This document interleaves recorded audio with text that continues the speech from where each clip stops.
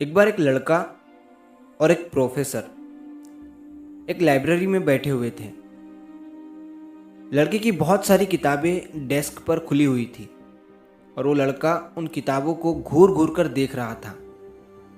दरअसल वो अपनी पढ़ाई पर फोकस करने की कोशिश कर रहा था क्योंकि एग्ज़ाम करीब आने वाले थे, लेकिन उसे लग रहा था कि वो इस बार भी एग्ज़ाम नहीं निकाल पाएगा। अब साइड में बैठे हुए प्रोफेसर उस लड़के को काफ़ी देर से देख रहे थे। उन्होंने उस लड़के से पूछा कि क्या हुआ, क्या बात है। लड़के ने उनसे कहा कि मुझे बार बार सेल्फ डाउट हो रहा है कि मैं इस बार भी एग्ज़ाम निकाल पाऊंगा या नहीं, क्योंकि मेरी उतनी पढ़ाई नहीं हो पाई है।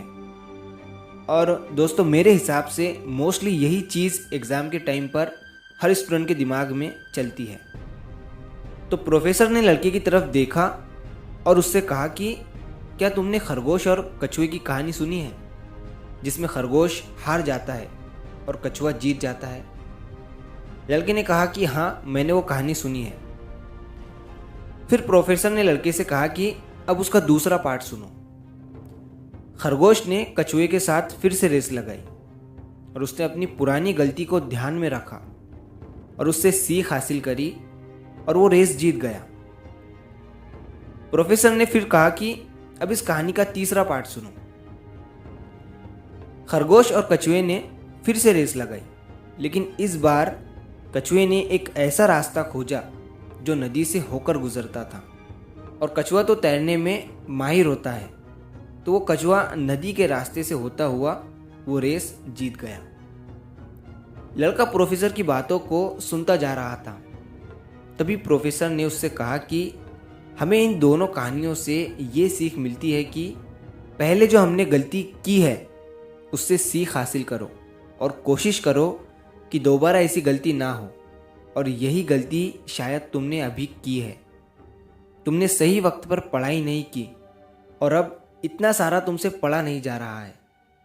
इस गलती से सीखो और अगली बार ऐसा ना हो उसका ध्यान रखो।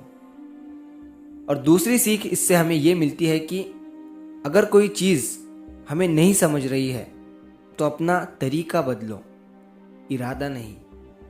हो सकता है तुम जिस तरीके से, जिस अप्रोच से पढ़ाई कर रहे हो उससे तुम्हें ज़्यादा समझ नहीं आ रहा है, तो एक बार अपना अप्रोच बदल कर देखो।